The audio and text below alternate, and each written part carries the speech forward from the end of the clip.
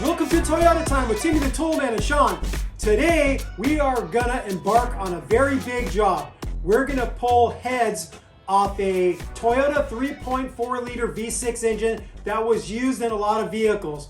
4Runners, Tacomas, first gen Tundras, T100s, a lot of vehicles. This is gonna be a multi-part series and we're gonna break it down into manageable chunks for you. We're gonna show you everything. We're not gonna leave any detail out so you, the do-it-yourself automotive mechanic, can follow along and successfully perform this job.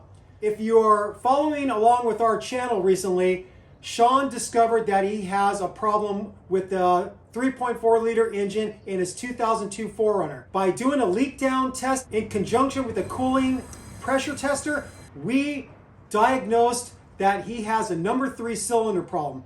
It could either be a bad head gasket or it could be a crack in the head. Because of the fact that Sean has a supercharger on his motor and not a very large percentage of people are going to have a supercharger, we're going to use my 2004 Runner for part of the series. We're going to tear down the upper part of my engine, and then when we get down to the intake manifold, we're going to jump back to Sean's engine. And then at the very end of the series, we're also going to use my engine, showing the buildup of the upper part of the engine from the intake manifold and getting the plenums and everything on top of the engine back connected. In this part 1, we're going to strip down the upper part of the engine down to the heads. Before we get out to the truck and get started with this job, I want to talk about the different ways you can approach this. A lot of times when guys are faced with the same thing Sean is faced with, they automatically think, okay, I'm just going to swap out the engine. I don't want to deal with removing heads or any of that deal. I'm just going to get a JDM engine from Japan. Or I'm going to get a domestic used engine somewhere in the US. With those two options, I think both of those are really, really risky. Everybody always reports, I found a low mileage JDM engine, like 60,000 miles. And what I tell people every time they post that on a Facebook Toyota page or on a forum, I ask them, how the hell do you know how many miles were on that engine? You are relying so heavily on the honesty of the person selling it. You can't confirm the mileage. Every single JDM engine that I see someone talking about has super low mileage. But then when you take a look at the engine that they got, it's all grimy and gritty, and you think to yourself, how is that a 60,000 mile engine? It looks more like it has like 250,000 miles because it's so grimy and gritty and it has lots of oil leaks. So that is a big risk. You might spend all this money to buy a JDM engine. You either install it yourself, or worse yet, you pay a lot of money for someone to install it, and then you find out the engine is a piece of junk, and then you've just wasted a ton of money and a ton of time. So in my opinion, going with the JDM engine is super risky. The next option is going with a domestic used engine, and I think that might be fairly safe, provided you see the vehicle it came out of. You can look at the odometer, or you're buying it from a trusted source, somebody you know, and they told you, yeah, this engine only had 150,000 miles on it, or whatever the mileage is. And so you have a pretty good idea that you're getting a good engine. So there's still a little bit of risk there because you still don't know really how good that engine is unless the person selling it to you right in front of you did a compression test and a leak down test, and you know hands down that it's a pretty solid engine. The next level in risk is what Sean and I are doing to his 2002 4Runner.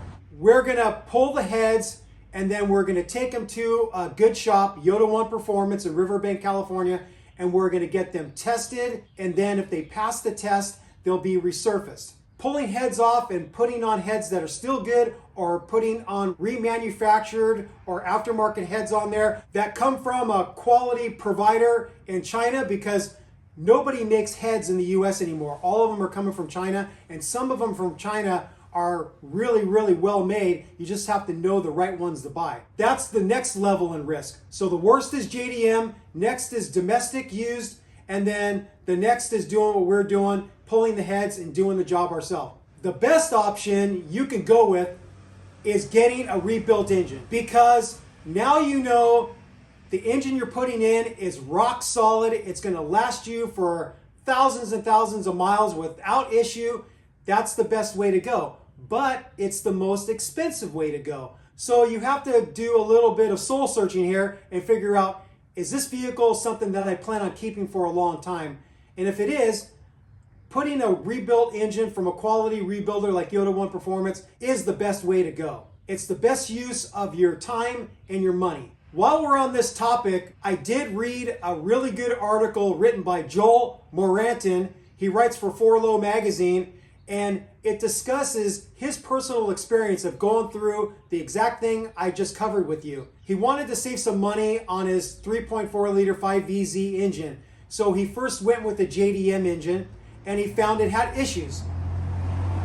He tried to fix those issues, but it ended up, the issues were too great. So he got rid of that engine, and then he bought a domestic used engine, and then found out he had issues with that engine. So it's basically his story of going through the process of realizing he should have just went with a quality rebuilt engine from a rebuilder like Yoda One Performance, because all the time and money and aggravation he spent on those other two engines wasn't worth it. It wasn't worth it at all. He ended up spending just as much on messing with those other two engines and trying to fix them as he would if he just bought a quality rebuilt engine. And then he goes into the story of if you wanted to try to rebuild your own engine. So you want the challenge and you're going to try to rebuild it yourself. He goes into the specifics of what really goes into a quality rebuilt engine, and you're going to come out from reading that article knowing that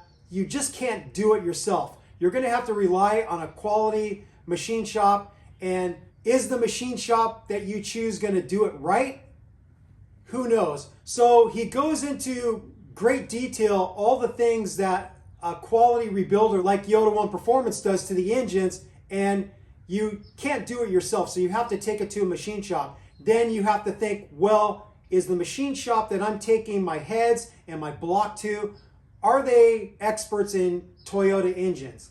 Or are they just a jack of all trades and they work on everything and they're not really that great in one manufacturer engine? We'll link that article in the video description for you to read yourself, but it does back up what I'm trying to impart to you, that you're taking some huge risks putting a used engine in your vehicle. You're better off removing heads like we're doing on Sean's and fixing that engine that we know the history of, or you're better off just pulling the plug and spending the money on a quality rebuilt engine and know you're going to be good for a long time.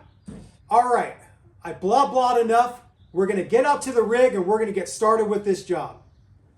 For any job, and especially a job of this magnitude, you want to be organized. One of the things that we always do in our jobs is we bag our fasteners and then we label it with a Sharpie. When we put the bag down, we put it down in the order that we took it off. So at the end of the job, we'll have a bunch of bags of fasteners in the order we took them off, and then we just reverse our order, grab a bag, and slowly build the engine back up. For parts that have multiple fasteners and different length bolts, you'll want to put them in a cardboard template to keep track of them so you know where they go back. Another technique you can do before you start disassembling things is you could snap pictures. And finally, another technique is you could use colored pens to label hose connections and electrical connections, or you could use a numbering or lettering system with pieces of tape. So those are all organizational things you can do to make sure you are successful with this job. The first thing we're going to do is disconnect the battery, because we're going to be disconnecting lots of electrical connections and we don't want to short anything out. I'm going to use a 10mm socket on my 1/4" ratchet and disconnect the negative terminal first. I'll get the positive one disconnected.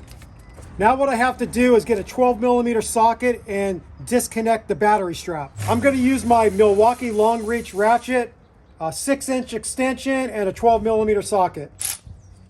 And there's a J-hook that goes down and hooks into the body. I'm just going to get that loose, and you can see the J-hook right there. I'll just lift the battery out and set it aside. Next, I'm going to work on getting the air tube disconnected. I'm going to disconnect this harness clip that attaches to the air box. I'm going to squeeze it with my needle nose pliers and push it through. I'm going to disconnect the mass airflow sensor electrical connector. I'm going to squeeze it and pull up. I need to get this electrical harness free of the air tube. It connects in two spots. And the way you get it disconnected is there's a little rubber loop. And if you pry it out on that with the flat blade screwdriver, you can get it free just like that. And you can see the little plastic clip that hooks into there. And then this one is a clip that goes in from underneath, and getting that one, I'm just gonna use my screwdriver to pry that one loose. I'm gonna disconnect this hose that goes to the air box. It's an easy clamp. You could squeeze it with your hand, slide it back, give the hose a twist, and you can get it off. And then I'm just gonna get it out of this keeper right here. There's another hose near the throttle body. I'm gonna just twist this one and pull this one off. Now what I'm gonna do is get my Milwaukee ratchet and 10mm socket, and I'm gonna loosen both these clamps at the throttle body and at the air box.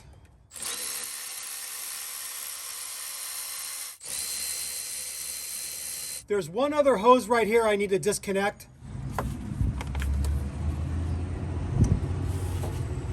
I'm gonna pull it free of the throttle body first, and then I'm gonna pull it free of the air box. Next, we're gonna remove the air box. And the reason why we're removing the air box is it gives us more room to work in this area, especially when trying to detension the power steering belt. There's three 12mm bolts that hold it down. One of them's here. I'm gonna put a long extension on here. It's about a 12-incher. The next one I'm gonna disconnect is down here.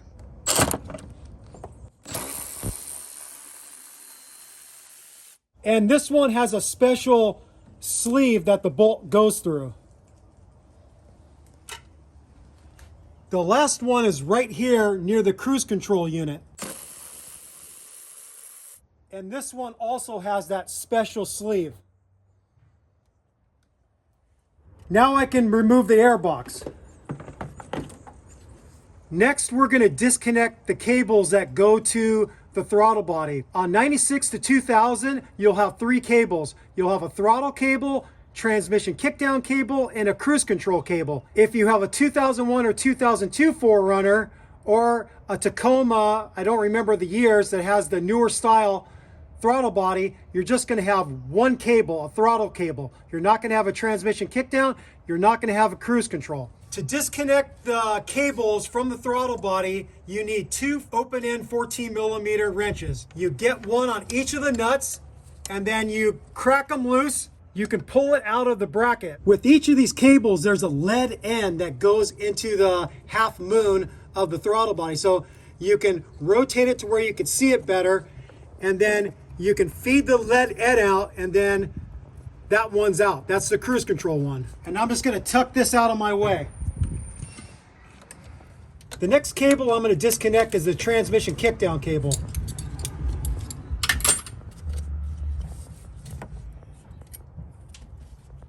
And then the last one is the throttle cable.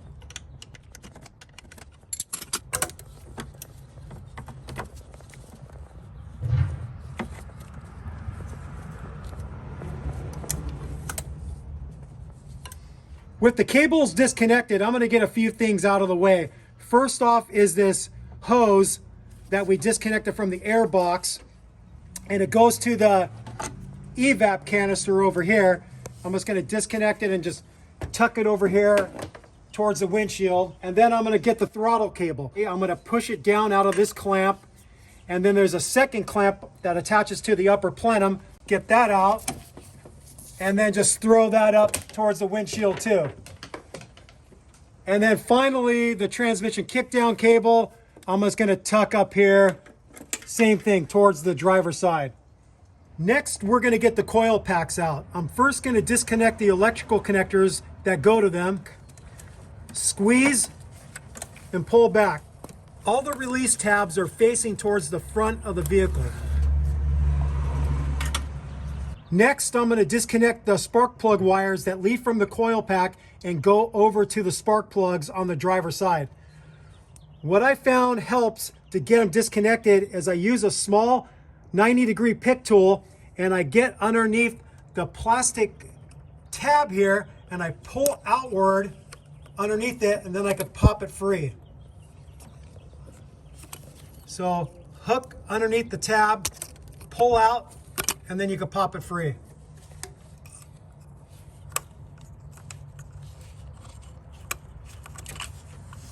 The coil packs are held to the passenger valve cover with a 10mm bolt. I'm going to zip them out with my Milwaukee ratchet, about a 6-inch extension and 10mm socket. This is the number 1 cylinder, number 3, and then number 5. I'm going to use my white paint pen and just put the number on there. It probably doesn't matter, but I'm going to do it anyways. I'm going to label these, and then they just slide out.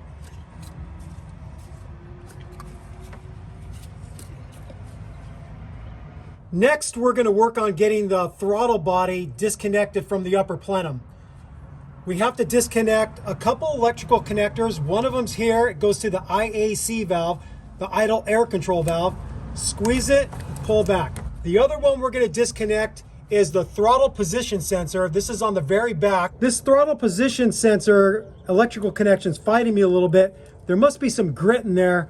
I'm going to use some CRC electronic connector cleaner and see if I can spray it in there and free it up so I can squeeze the tab and get it off. I think that helped a little bit. There's 3 hoses underneath the throttle body, and I find it's easier to disconnect them by disconnecting the throttle body from the upper plenum and then folding it over and having an easier time getting the clamps loose and the hoses slid off. 2 of them are coolant hoses. The other one is the air assist hose that goes to the intake manifold that feeds air to the fuel injectors. I'm gonna disconnect the air assist hose first, and then that will enable me to pull the throttle body fully free of the upper plenum.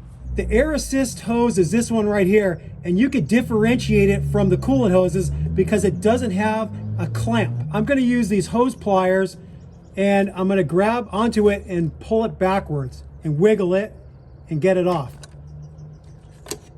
With the air assist hose disconnected, I'm going to take out the fasteners that hold the throttle body to the upper plenum. There's 2 nuts on the top and there's 2 long bolts on the bottom. These are all 12mm, and I'm going to go for the bolts first.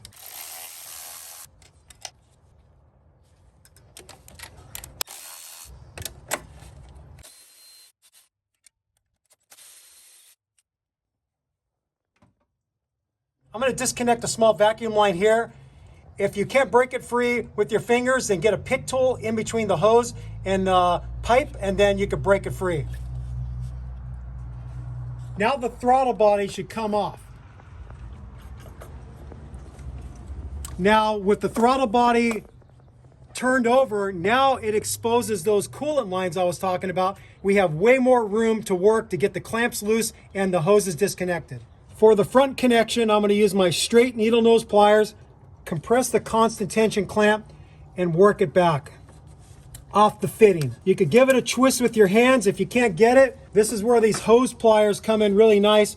You can grab onto it, give it a twist, and then bring the hose pliers back behind the fitting and then work it off. You're going to get a little bit of coolant out, but don't be concerned about that. It's not a whole lot. For the rear coolant connection, I'm going to use my 90-degree needle nose pliers, compress the clamp, work it back. I'll use my hose pliers to break it free. Then I'll slide it back and pull it off the fitting.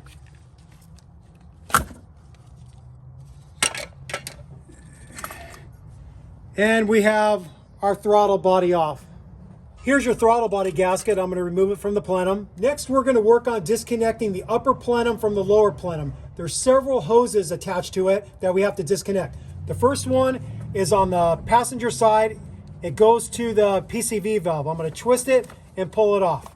The next one is right here. It leads to this little valve or whatever it is. I can't remember. I think it's for the 4-wheel drive system. Twist that off, and that one's free. On the driver's side of the engine, we're going to disconnect the diagnostic port. It's held on with a clip onto a metal post. You have to pull the clip towards the plenum and then lift up and free it. There's a ground strap right here for the diagnostic. It's a 10 millimeter, and I'm going to zip that out with my Milwaukee ratchet. And I'm going to thread that right back in there so I don't have to keep track of it. Next, I'm going to disconnect the vacuum hose that leads to the brake booster. Constant tension clamp. Use my bent nose, needle nose pliers. Get the clamp back, give it a twist, and it's going to slide right off. I've got the transmission kickdown cable secured with a metal clip right here. I'm going to slide that out and then just tuck this line out of the way. This right here is called an air chamber stay. It's a lift point to be able to lift the engine out. It's held to the lower plenum with a 12 millimeter bolt there, and then down below there's a 14 millimeter bolt that holds it to the head. And I'm going to get this out of the way. I'm going to break free the upper bolt first with my 3/8 flex head gear wrench ratchet with a 12 millimeter socket.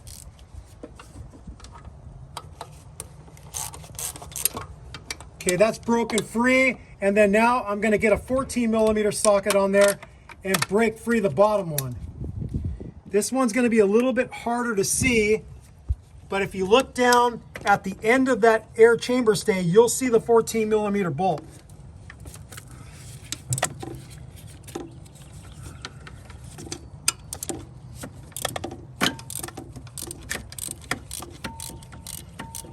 Okay, that's loose enough. I think I could work that out with my hand.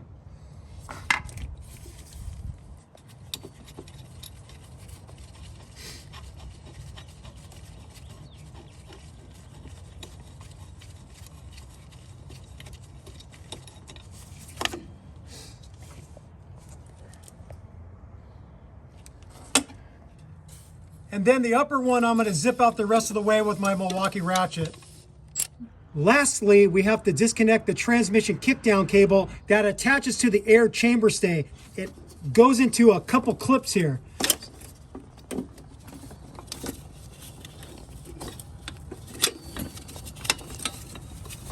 And then there's the high pressure fuel line that hooks onto the back. I have to slide that out of a clip.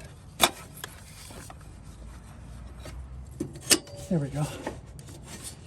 There's 4 clips that attach the transmission kickdown cable to this part of the air chamber stay. So it's actually easier from going up underneath to get these last 2 clip connections disconnected. There's 2 more hoses I'm going to disconnect. One of them's right here. It's an easy clamp to squeeze with your fingers. Work that sucker off. There we go. Next, I'm going to disconnect this one, and this one leads to the driver's side valve cover. We have everything disconnected from the upper plenum. Now we're going to take out the fasteners that hold it to the lower plenum. They're 12 millimeter. There's nuts and there's bolts. I'm going to start on the front here on the driver's side. Got a bolt. There's a second nut on the back side. On the front side near the throttle body connection, there's a 12 millimeter bolt here. And then there's another bolt over here on the back side. So for the fasteners, you have 2 bolts on the side near the throttle body. You have 2 nuts on either end on the driver's side with 2 shorter bolts in the middle. The upper plenum should be able to lift off now. For the lower plenum, there's a couple things we have to disconnect. One is a small vacuum hose that leads to the fuel pressure regulator. I'm going to twist that and break that free.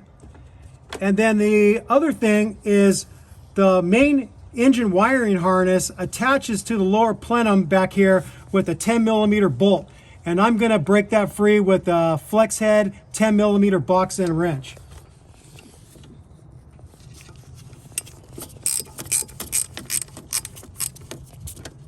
Okay, it's broken free. I think I should be able to spin it out with my finger. Okay, it's just a small 10mm bolt. The last thing we need to disconnect from the lower plenum is the fuel rail right here. This is the fuel return line, and it attaches with two 10mm bolts. I'm gonna use my 1/4" ratchet and socket and break those free. And I'm also using a short extension. Okay, that's broken free, and I'll break the other one free.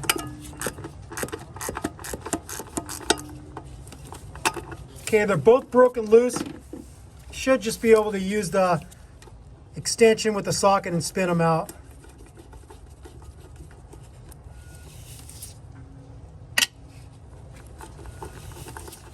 So now you can see the fuel rail is disconnected from the plenum. Now we're going to disconnect the lower plenum from the intake manifold, and again it's a series of nuts and bolts. I'm going to start at the front, and there's a nut down here.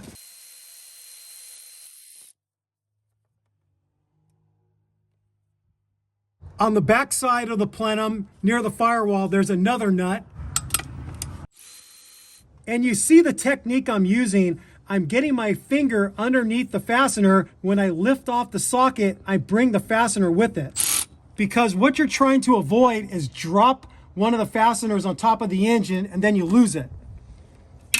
Next, I'm going to take a bolt out here, another bolt here, and I dropped it like I was trying not to do. The final one is a long bolt that goes through the center. And as I loosen that one, I'm going to support the plenum with my hand so it doesn't start flopping down. And then now I should be able to lift this off.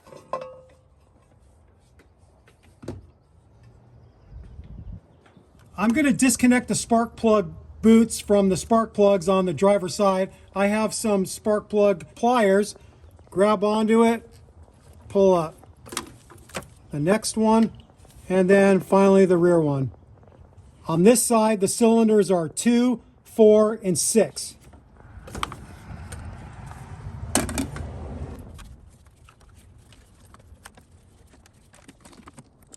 And normally there's clips right here that you have to unclip from the upper timing cover, but on the last timing belt job, I was a little bit rough and I broke all the clips. But normally you'd have to undo clips, all 3 of these, and slide them out towards the middle of the engine. So I'm just gonna bring these over here. And then to finally free the spark plug wires, I'm gonna disconnect the clip right here on the passenger side of the upper timing cover. Just squeeze it and push it through.